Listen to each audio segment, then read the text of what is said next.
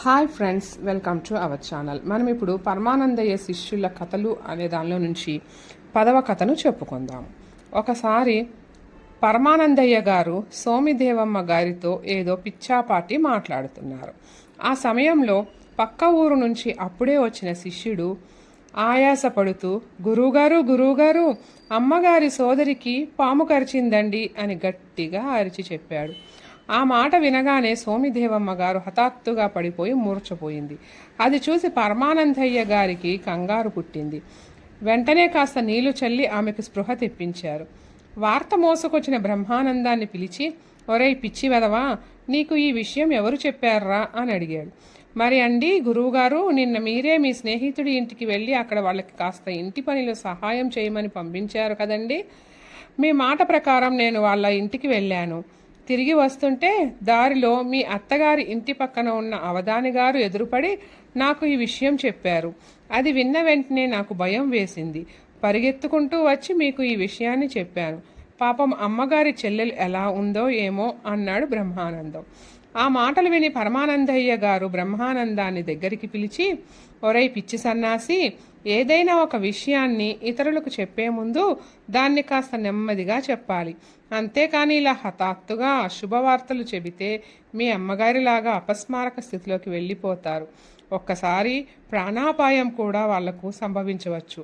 కనుక జాగ్రత్తగా నెమ్మదిగా మాట్లాడడం నేర్చుకో అంటూ హితబోధ చేశారు.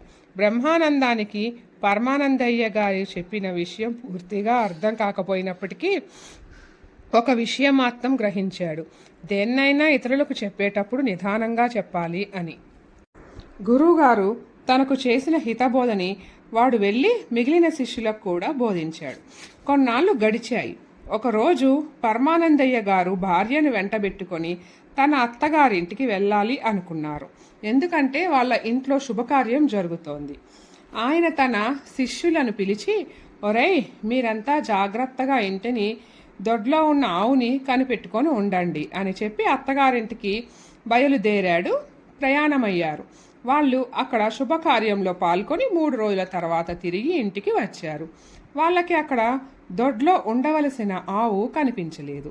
ఆయన శిష్యులను పిలిచి, ఏరా మన ఆవు ఏమైంది కనపడటం లేదు అని ప్రశ్నించారు.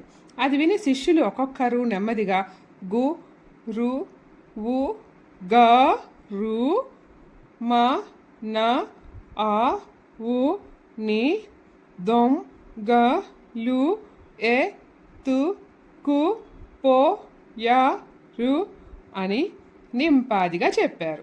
ఆవుని దొంగలు ఎత్తుకుపోయిన విషయం ఇంత నిదానంగా చెప్పడం విని పరమానందయ్య గారికి ఒక్కసారిగా కోపం ముంచుకొచ్చింది.